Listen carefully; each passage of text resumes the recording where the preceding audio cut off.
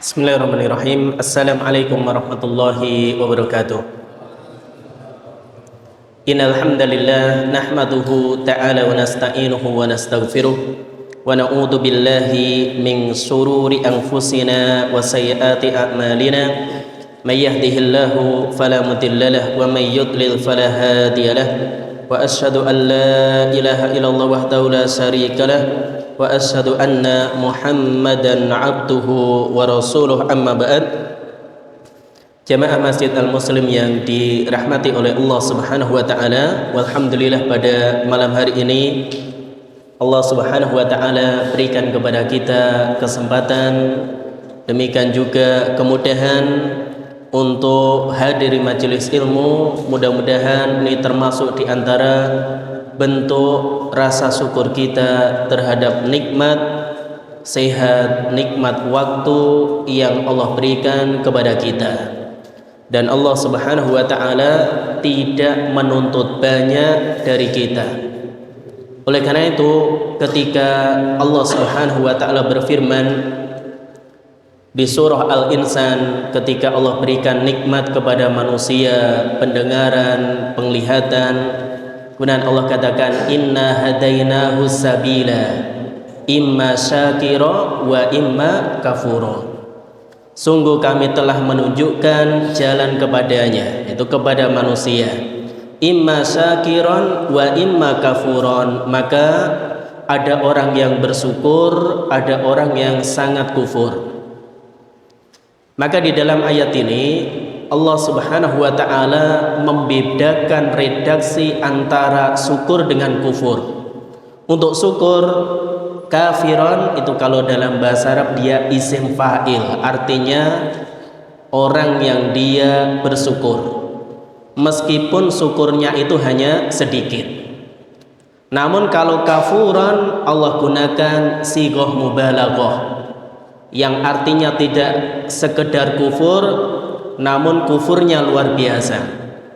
Maka dijelaskan oleh para ulama di dalam ayat ini, kenapa Allah bedakan inna hadainahu sabila imma syakira wa imma kafura?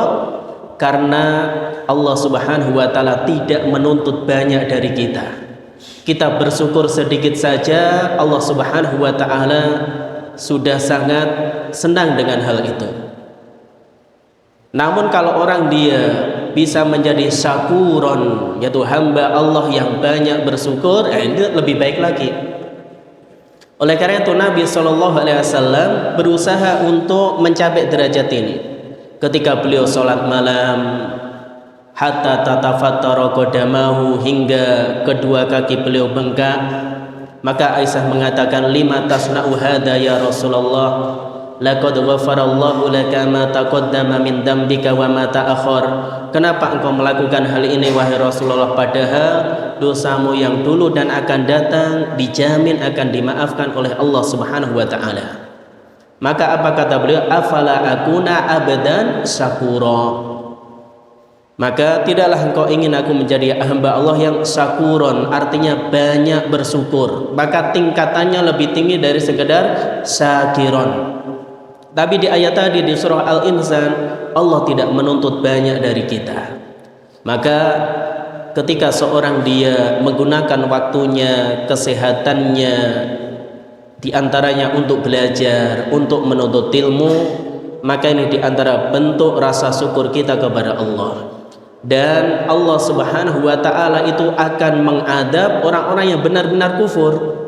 Sehingga untuk kufur Allah gunakan sighah mubalaghah, kafuron, bukan kafiron.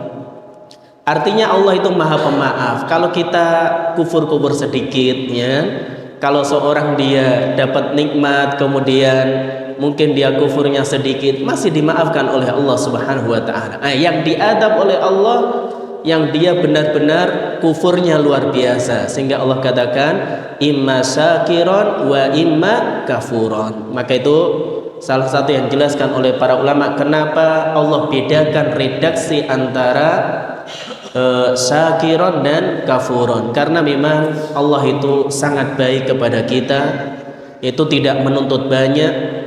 Kita menjadi hamba Allah yang bersyukur meskipun sedikit, Allah sudah senang dengan hal itu. dan Allah Maha memaafkan kesalahan yang kita miliki. Kesalahan-kesalahan sedikit maka dimaafkan. Oleh karena itu Allah Subhanahu wa taala juga berfirman,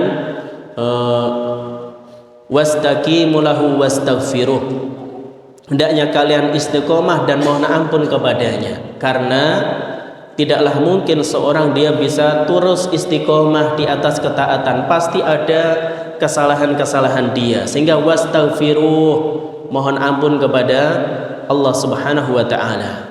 Jadi kita berusaha istiqomah, berusaha di atas ketaatan, namun ya karena manusia kullu bani Adam khata', setiap manusia sering terjatuh dalam kesalahan, maka kewajiban kita adalah banyak istighfar, banyak bertobat kepada Allah Subhanahu wa taala. Dan mudah-mudahan yang kita lakukan pada sore hari ini atau malam hari ini di antara bentuk rasa syukur kita terhadap nikmat kesempatan, nikmat waktu, nikmat umur, sehingga kita berusaha untuk mempelajari agama kita.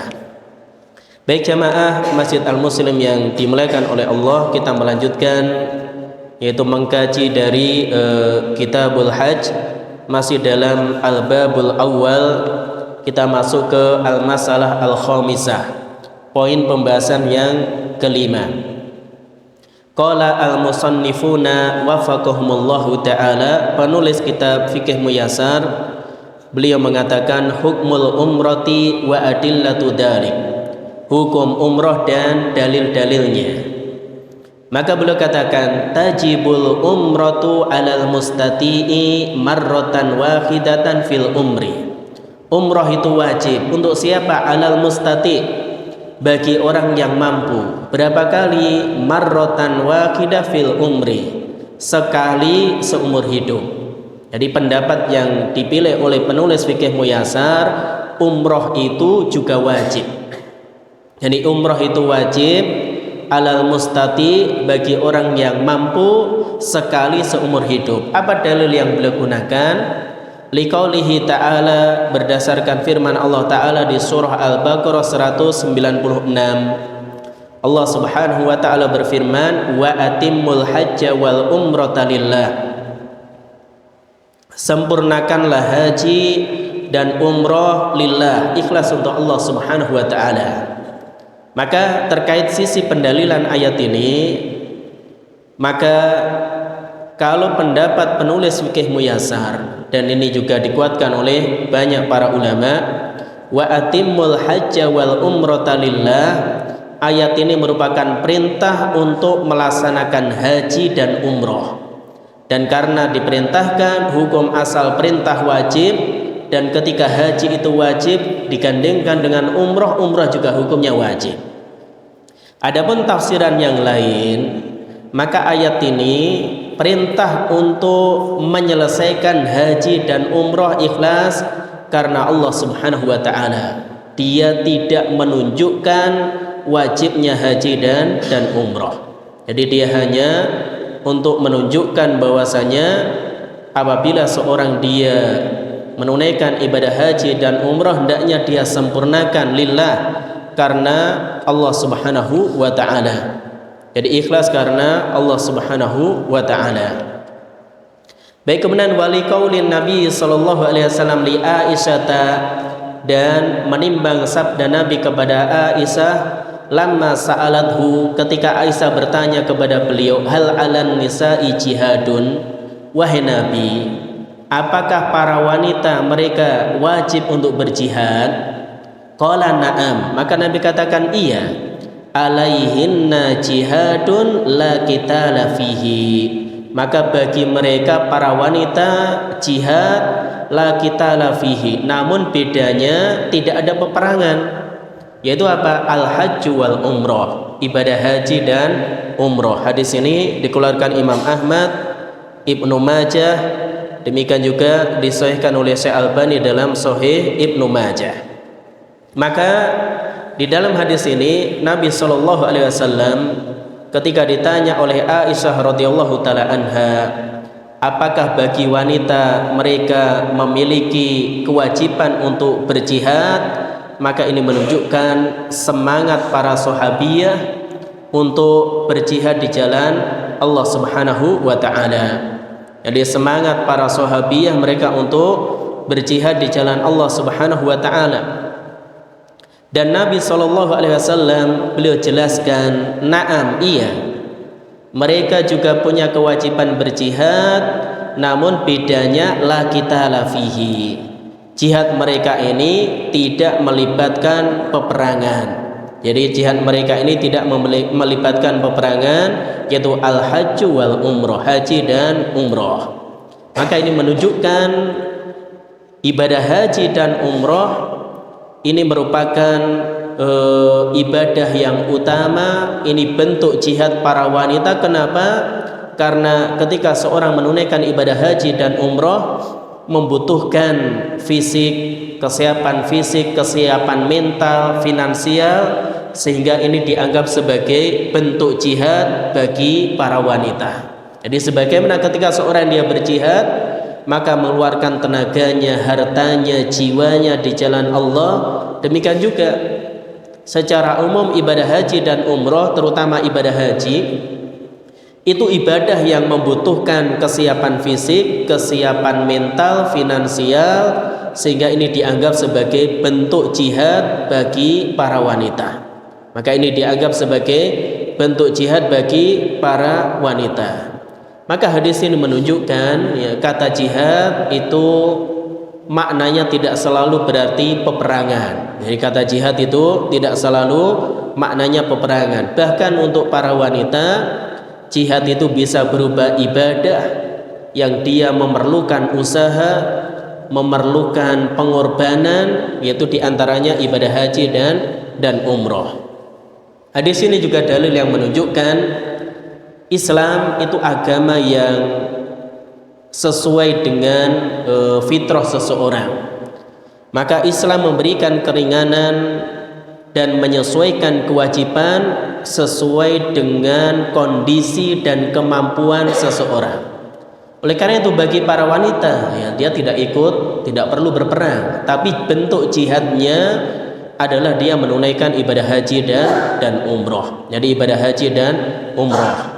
Oleh karena itu orang yang menunaikan ibadah haji, umroh karena Allah Subhanahu wa taala penuh ketulusan, dia sudah kurbankan banyak waktu, harta dan seterusnya.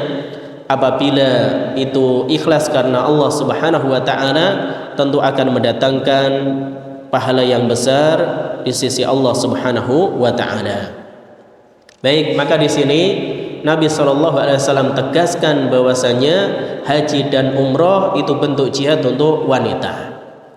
Kemudian dalil yang lain, wali qaulihi sallallahu alaihi wasallam li Abi Razin, sabda Nabi kepada Abu Razin, lamma sa'alahu, ketika beliau bertanya kepada Nabi, anna abahu la yastati'ul hajja, bapak beliau tidak mampu menunaikan ibadah haji, walal umrota, tidak mampu menunaikan ibadah umroh, walad do'na. Do'na maknanya di sini bepergian atau safar untuk haji atau umroh. Qala, Nabi katakan, hujja'an abik, jika demikian hajikanlah bapakmu, wa'tamir, dan umrohkanlah dia. Hadis ini dikeluarkan Abu Dawud, An-Nasai, Ibnu Majah, Ahmad, dan disahihkan oleh Syekh Albani dalam Sahih An-Nasai. Maka di sini ada perintah dari Nabi, hujja'an abik wa'tamir, hajikanlah bapakmu dan umrohkanlah dia. Maka ini karena ada perintah dari Nabi menunjukkan bahwasanya umroh itu wajib. Dan ini salah satu dalil di antara dalil yang ada yang menunjukkan adanya badal haji dan umroh. Oleh karena itu ketika Abu Razin, bapaknya itu sudah sepuh, sudah tua, la yastati'ul hajja walal umroh, tidak mampu menunaikan ibadah haji dan umroh, walad do'na, tidak mampu untuk mengadakan perjalanan ke sana, maka apa kata Nabi? Hujja'an abika wa'tamir, hajikan bapakmu dan umrohkan dia. Maka ini menunjukkan boleh seseorang dia membadalkan haji atau membadalkan umroh dari orang tuanya, atau dilebarkan, diluaskan bagi orang lain, dengan syarat dia sudah pernah haji untuk dirinya sendiri atau umroh untuk dirinya sendiri. Jadi dengan syarat dia sudah pernah haji Islam atau haji yang wajib untuk dirinya atau umroh untuk dirinya sendiri. Maka ini orang yang dia boleh membadalkan haji dan umroh. Baik itu terkait hukum umroh. Kemudian wa arkanuha, kata beliau, rukun umroh talathatun, ada 3. Al ihramu, ihram, yaitu berniat masuk dalam ibadah umroh. Jadi makna ihram itu bukan memakai baju ihram, tapi seorang dia berniat masuk ke dalam ibadah umroh atau haji. Kemudian yang kedua wat tawaf, seorang dia tawaf. Dan yang ketiga as-sa'yu. Jadi umroh itu ringan. Jadi dia hanya ihram, tawaf, sa'i. Udah selesai. Beda dengan haji. Sehingga waktu umroh itu dia relatif lebih pendek dibandingkan seorang dia menunaikan ibadah haji. Meskipun ada khilaf terkait rukun di sini, namun penulis katakan bahasa rukun umroh itu ada 3. Baik itu al-masalah al-khamisah. Sekarang kita masuk ke pembahasan berikutnya di bab pertama, yaitu yang terakhir al-masalah as-sadisah, poin pembahasan ke-6, mawaqitul haji wal umroh. Jadi mikot untuk haji dan umroh.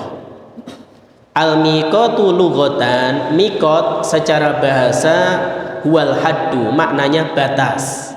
Jadi mikot itu secara bahasa maknanya batas. Nanti ada mikot zamani, mikot makan. Tapi secara bahasa maknanya batas. Wasar'an, adapun menurut syariat, huwa maudiul ibadah au zamanuha. Mikot itu tempat pelaksanaan ibadah atau waktunya. Jadi mikot itu ada 2. Dia bisa dikatakan maudiul ibadah, tempat pelaksanaan ibadah, berarti mikot makani. Au zamanuha, atau waktu pelaksanaan ibadah, berarti mikot zaman. Fatan qasimu al mawaqitu ila, maka dari sini mikot itu terbagi menjadi 2, zamaniyah wa makaniyah. Itu zamaniyah dan makaniyah. Mikot terkait tentang waktu dan tempat. Amal mawaqit az-zamaniyah lil haji wal umrati, adapun mikot zamani untuk haji dan umroh, maka di sini dijelaskan oleh beliau, fal umratu yajuzu adauha fi jami'i awqatis sanah.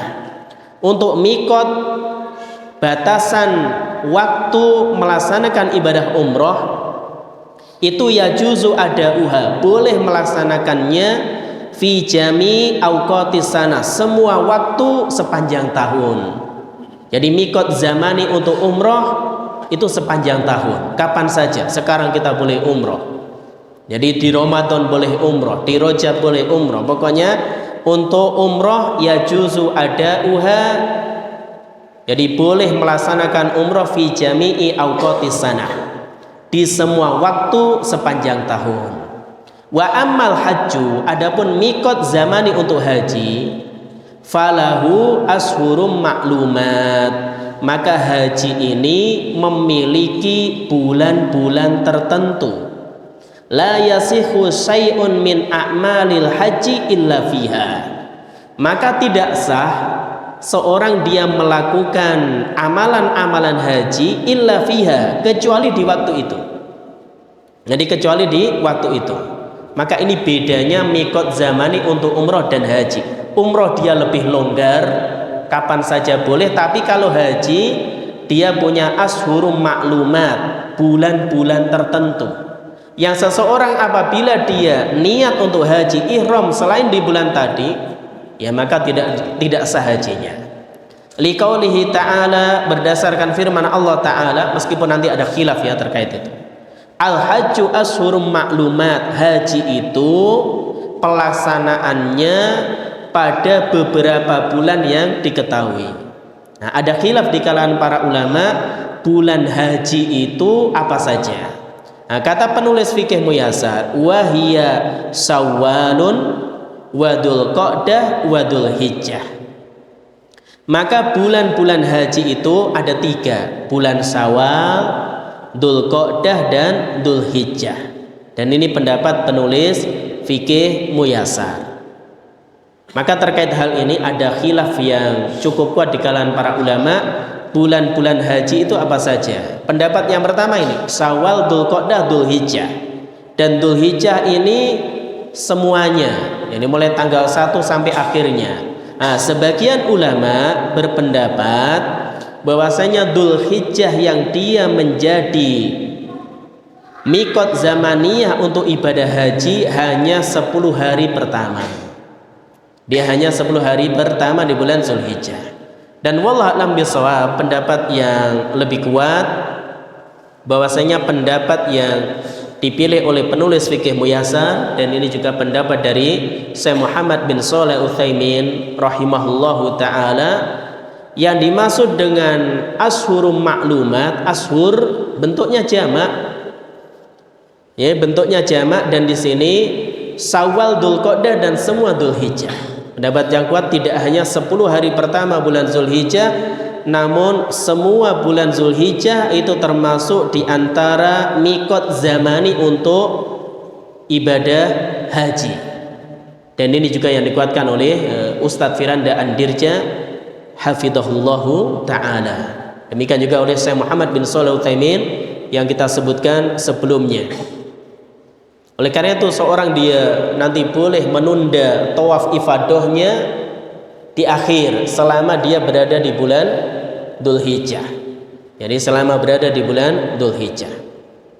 Wa ammal mawaqitu al-makaniyatu lil haji wal umrati, itu mikot zamani untuk haji dan umrah. Adapun mikot makani untuk haji dan umrah, apa itu maknanya? Fahiyal hudud allati la yajuzu lil haji wal mu'tamiri an yatajawazaha illa bi ihramin. Maknanya adalah batas yang tidak boleh bagi jamaah haji dan umroh an yatajawazaha, untuk melewatinya, illa bi ihram, kecuali dalam kondisi ihram. Ini namanya mikot makani. Jadi seorang yang dia melewati tempat tadi, apabila dia ingin menunaikan ibadah haji dan umroh, maka la yajuzu, tidak boleh baginya, an yatajawazaha, melewati tempat tadi, illa bi ihram, kecuali dalam kondisi ihram. Berarti dia sudah berniat masuk ke dalam rangkaian ibadah umrah atau ibadah haji. Wa qad bayyanaha Rasulullah sallallahu alaihi wasallam, dan Rasulullah sallallahu alaihi wasallam telah menjelaskan mikot makani ini fi hadis Ibni Abbasin radhiyallahu anhuma, dalam hadis Abdullah bin Abbas, qala, beliau mengatakan, waqata Rasulullah sallallahu alaihi wasallam li ahli Madinah dal Khulaifah, Nabi menetapkan mikot untuk penduduk Madinah dan orang-orang yang lewat dari situ, yaitu dal Khulaifah, Dzul Khulaifah atau Bir Ali, jadi untuk penduduk Madinah. Wali ahli Syam al-Jufa, adapun untuk penduduk Syam maka mikotnya adalah Jufa. Wali ahli Najdin Qarnul Manazil, adapun untuk penduduk Najd itu mikot makaninya Qarnul Manazil. Wali ahli Yaman Yalamlam, adapun untuk penduduk Yaman Yalamlam. Hunna lahunna, maka ini hunna lahunna waliman ata alaihinna min ghairi ahlihinna, maka ini berlaku untuk penduduk daerah itu, waliman ata alaihinna min ghairi ahlihinna, dan orang yang melewati daerah tadi meskipun dia bukan penduduk daerah tadi, yaitu mimman aradal hajja wal umrah, bagi orang yang dia berniat untuk menunaikan ibadah haji dan umrah. Maka di sini ada mikot makani yang Nabi sebutkan untuk penduduk Madinah dan orang yang dia berniat menunaikan ibadah haji atau umrah lewat Madinah adalah Dzul Khulaifah. Untuk penduduk Syam dan orang yang berniat menunaikan ibadah haji atau umroh lewat Sam, mikotnya apa? Juhfah. Untuk penduduk Najd atau orang yang dia berniat untuk menunaikan ibadah haji dan umroh via Najd, maka apa tadi? Mikotnya Qarnul Manazil. Dan untuk penduduk Yaman dan orang-orang yang melalui Yaman, Yalamlam. Kemudian wa man kana duna dzalik, dan orang yang dia posisinya itu sebelum mikot, famin haitsu ansa'a, maka dia boleh berniat ihram dari mana saja, hatta ahlu Makkah min Makkah, yaitu penduduk Mekah ya dia niatnya dari Mekah. Karena apa? Dia kurang dari mikot, jadi sebelum mikot tadi. Maka hadis ini dikeluarkan Bukhari, demikian juga oleh Imam Muslim. Maka itu mikot zamani untuk masing-masing daerah yang ditetapkan oleh Nabi Shallallahu Alaihi Wasallam. Baik, kemudian faman ta'adda hadhil mawaqita, siapa yang melewati mikot-mikot ini biduni ihramin, tanpa berihram. Jadi ihram itu apa? Pasang niat untuk haji dan umroh, itu ihram, bukan pakai baju ihram. Jadi ihram yang dimaksud di sini bukan memakai baju ihram bagi laki-laki, kain ihram, bukan, tapi dia apa? Pasang niat untuk masuk ke dalam ibadah haji atau umroh. Maka kata beliau, faman ta'adda hadhil mawaqita, siapa yang melewati mikot-mikot ini biduni ihramin, tanpa dia pasang niat untuk menunaikan haji dan umroh, wajib alaihi ruju ilaiha, maka wajib baginya kembali ke mikot. Jadi wajib baginya kembali ke mikot, in amkana, jika memungkinkan. Jadi kalau memungkinkan kembali ke mikot. Wa illam yatamakkan minar ruju, namun kalau tidak memungkinkan kembali, nggak mungkin pakai pesawat lewat ya, belum pasang niat. Jadi wa illam yatamakkan minar ruju, kalau tidak mungkin baginya kembali ke mikot, fa alaihi fidyatun, maka dia membayar fidyah, membayar tebusan di sini. Apa tebusannya? Wahiyasatun yadbahuha fi Makkah, yaitu dia menyembelih seekor kambing di Mekah. Jadi dia bagikan untuk penduduk Mekah. Wa yuwazzi'uha ala masakinil haram, dan dia distribusikan, dia bagi-bagikan tadi ala masakinil haram untuk penduduk atau orang-orang miskin yang ada di Mekah. Maka dia membayar fidyah kalau tidak mungkin kembali. Kenapa? Karena dia melewati mikot biduni ihram, belum pasang niat. Jadi belum pasang niat tadi. Maka dia kalau mungkin kembali ya kembali, kalau tidak ya sudah terlanjur.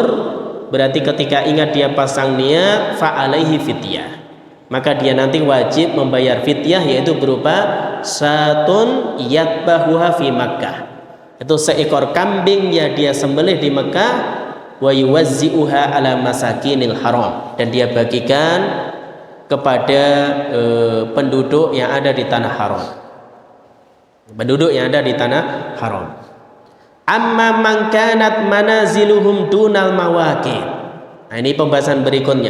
Adapun orang yang domisilinya, tempat tinggalnya dunal mawaqit, sebelum mikot.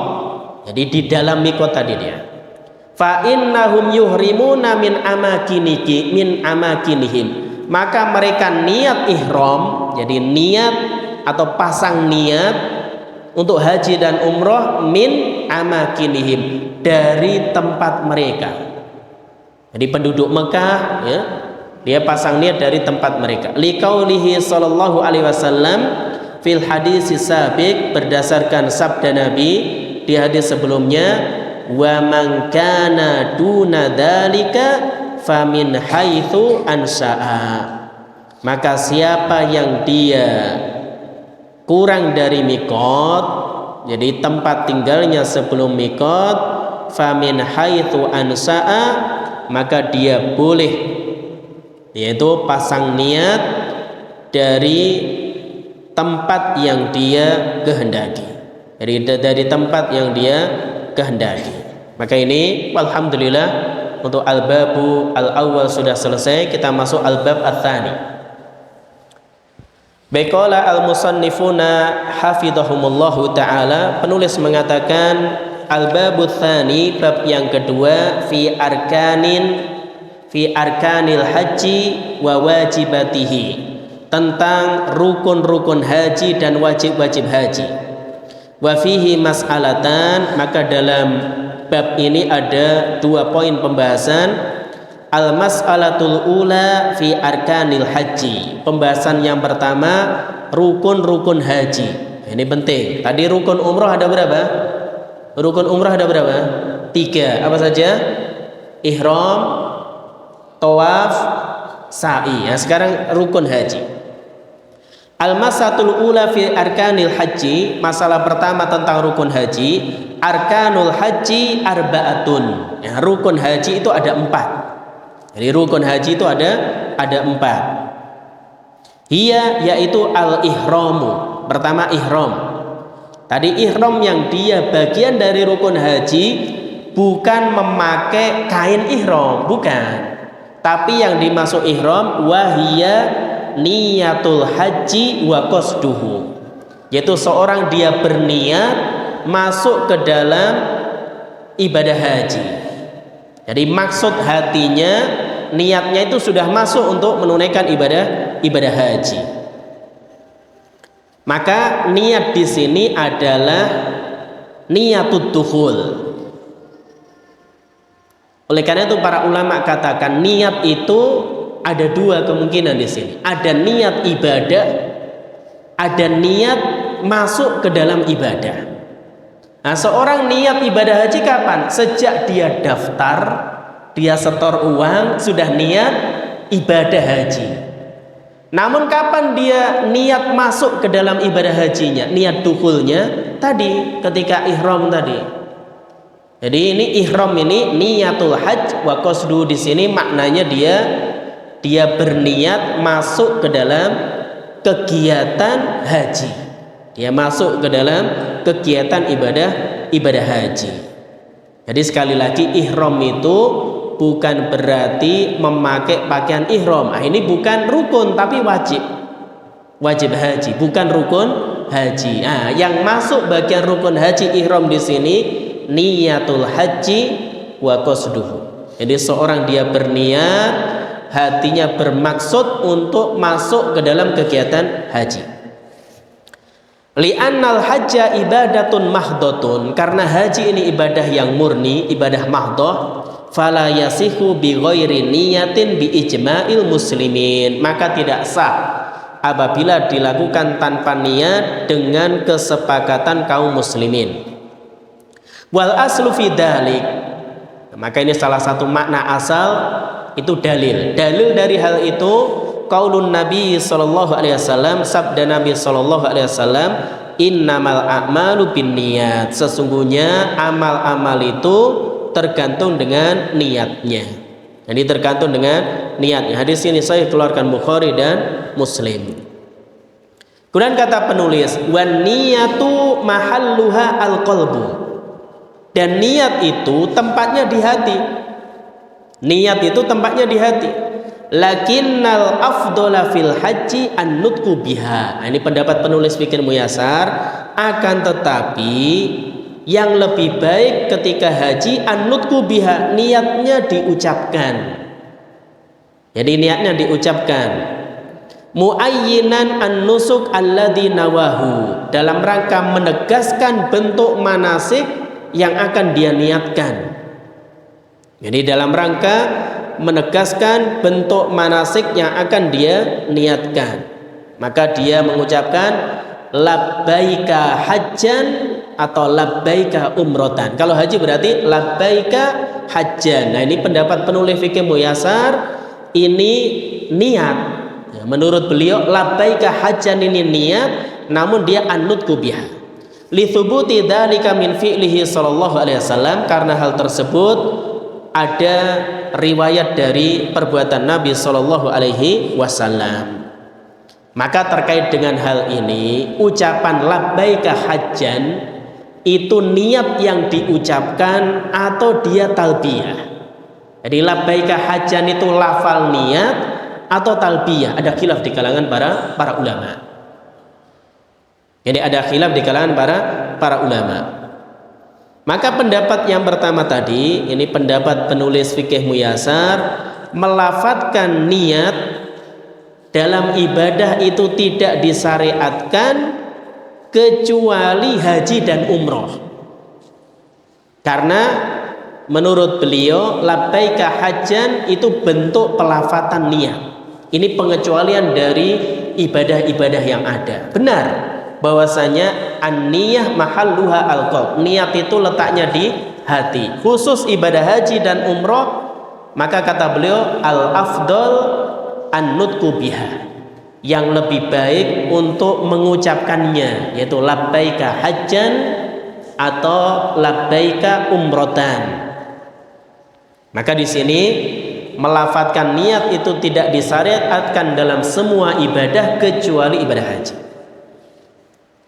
Nah, pendapat yang kedua, labbaika hajjan labbaika umrotan, itu bukan niat, namun itu talbiyah di awal, dan itu bukan bentuk melafalkan niat. Bukan bentuk melafalkan niat. Kenapa? Seandainya diganti misalkan nawaitu an ahujja, saya berniat untuk haji, maka tidak bisa dikatakan mengganti labbaika hajjan. Jadi kalau pendapat yang kedua, labbaika hajjan itu bukan niat, namun dia talbiyah di awal. Buktinya apa? Seandainya seorang dia ganti, seandainya itu lafadznya dia ganti dengan mengatakan misalkan nawaitu an ahujja, saya berniat untuk menunaikan ibadah haji, maka ini tidak bisa mengganti posisi labbaika hajjan. Oleh karena itu wallahu a'lam bishawab, pendapat yang lebih tepat dalam masalah ini, labbaika hajjan itu bukan lafadz niat, namun dia talbiyah di awal. Jadi talbiyah di awal, sehingga secara umum kembali ke hal tadi, niat itu tempatnya di hati, baik untuk semua ibadah, baik ibadah non haji atau haji, ibadah sholat, puasa, zakat, maka niatnya itu baca Quran, letaknya di hati. Adapun labbaika hajjan ini bukan lafal niat.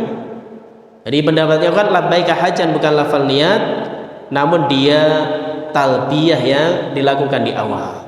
Meskipun sekali lagi pendapat penulis fikih Muyasar, labbaika hajjan itu bentuk an-nutqu biha, yaitu an-nutqu bin niyah. Ini bentuk mengucapkan niat. Ala kulli hal, jadi yang pertama ihram. Tadi ihram itu apa? Niat masuk ke dalam rangkaian kegiatan ibadah haji. Itu rukun haji yang pertama. Kemudian al-thani yang kedua, al-wukuf bi Arafah. Wukuf di Arafah. Ini bedanya dengan umroh. Jadi kalau umroh nggak ada wukuf. Jadi kalau haji al-wukuf bi Arafah, wukuf di Arafah. Wa huwa ruknun bil ijma, dan wukuf di Arafah merupakan rukun haji dengan kesepakatan para ulama. Wa dalilu qaulihi sallallahu alaihi wasallam, dalilnya sabda Nabi, al-hajju Arafah, haji itu di Arafah. Jadi al-hajju Arafah, haji itu di Arafah. Maka di sini kalau kita belajar bahasa Arab, maka al-hajju isim ma'rifat, Arafah juga isim ma'rifat karena dia nama. Dan kaidahnya biasanya bentuk mubtada khobar. Ada pelajaran bahasa Arab kan? Ya. Pelajaran bahasa Arabnya apa? Pakai kitab apa? Nahunya. Nahu atau apa? Atau durusul lughah atau apa? Iya. Intinya ini bentuknya mubtada khobar namun menyelisihi kaidah, gitu kan? Mubtada itu hukum asalnya isim ma'rifat, khobar itu isim nakirah. Misalkan al-babu maftuhun. Pintu itu terbuka, bukan al-babu al-maftuhu. Tapi di sini enggak, sama-sama makrifat. Al-hajju Arafah. Arafah itu kan nama itu isim makrifat. Nah, ini untuk menunjukkan apa? Haji itu salah satu rukun ibadah haji yang paling penting itu ya wukuf di Arafah. Sehingga Nabi gunakan dia sebagai khobar dengan isim makrifat tadi. Ini bukan dengan isim nakir, tapi dengan isim makrifat tadi. Untuk menunjukkan bahwasanya begitu pentingnya wukuf di Arafah bagi jamaah haji, karena dia termasuk rukun yang utama. Bahkan bil ijma' para ulama sepakat akan hal ini. Jadi para ulama sepakat akan hal ini.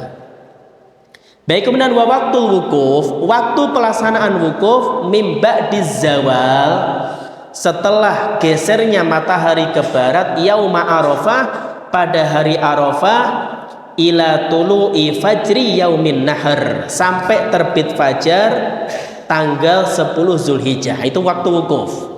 Nah, biasanya jamaah haji datangnya, kalau di Indonesia biasa ke Arafah kapan? Mungkin pagi hari. Maka para ustadz kita jelaskan, kalau datang pagi hari tidur saja sudah di Arafah. Istirahat supaya apa? Nanti dari duhur sampai maghrib orang itu melek, dia bisa berdoa, perbanyak doa di situ.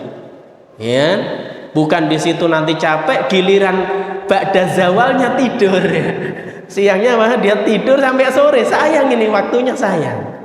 Ya, waktunya sayang. Padahal wukuf di Arafah itu mim ba'diz zawali yauma Arafah, setelah bergesernya matahari, jadi berarti masuk waktu duhur pada hari Arafah tanggal 9 Zulhijjah versi Saudi, yang menjadi beda dengan kita, min tulu'i fajri yaumin nahar, sampai terbitnya fajar pada tanggal 10 Zulhijjah. Oleh karena itu batasan wukuf ketika seorang dia sebelum terbit fajar tanggal 10 ada di situ dikatakan wukuf.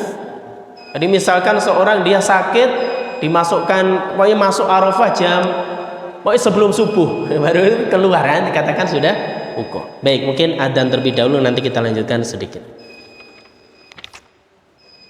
Baik, kita lanjutkan sedikit. Kemudian yang ketiga, tawafuz ziyarah. Jadi tawaf az-ziyarah. Maka kata penulis, tawaf az-ziyarah, maka ini wa yusamma tawaful ifadah, disebut juga dengan tawaf ifadah.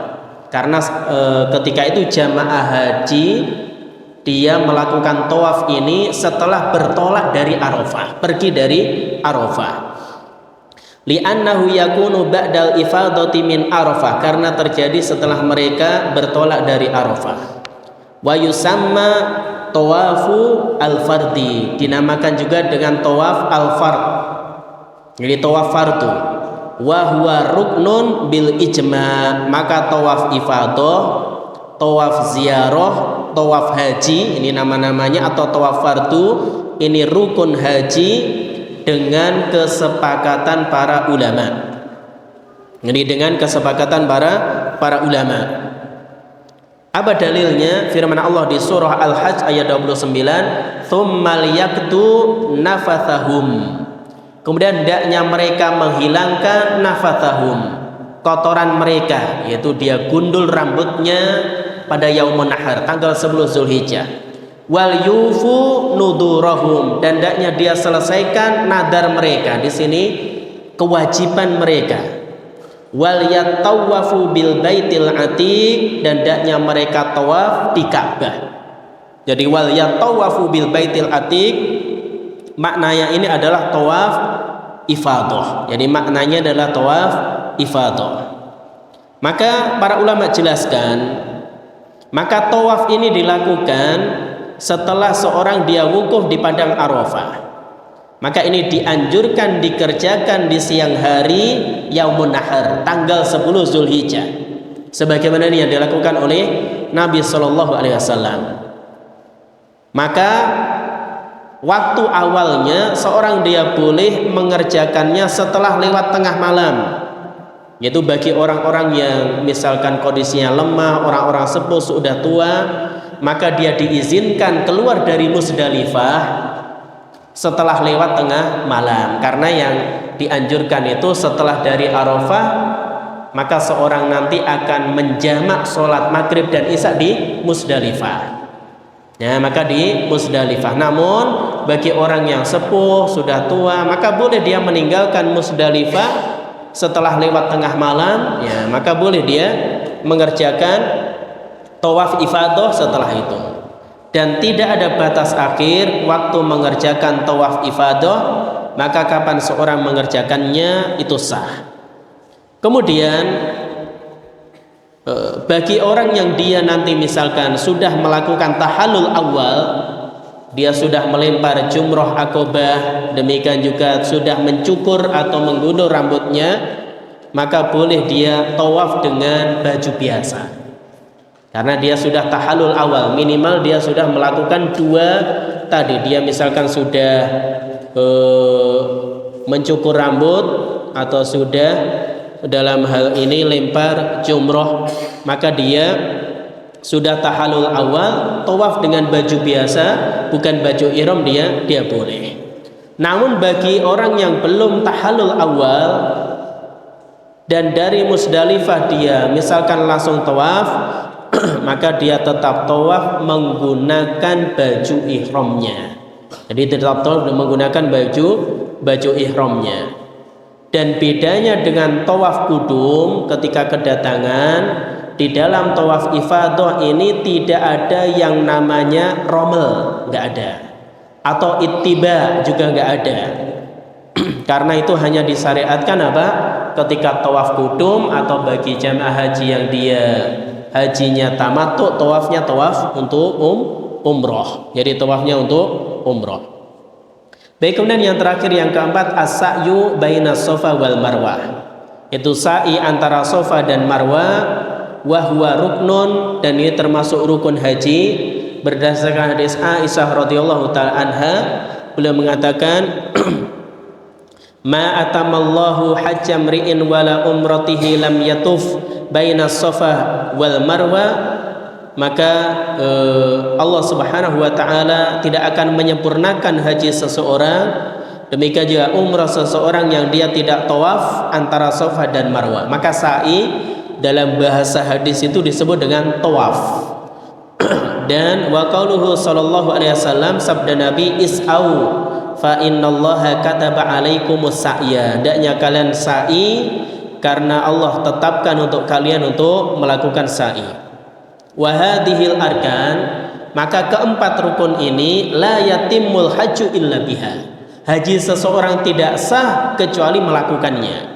Faman taraka ruknan minha lam yatimma hajjuhu. Siapa yang meninggalkan salah satu rukun dari empat rukun tadi, lam yatimma hajjuhu. Yatimah di sini bukan tidak sempurna, tapi maknanya hajinya tidak sah.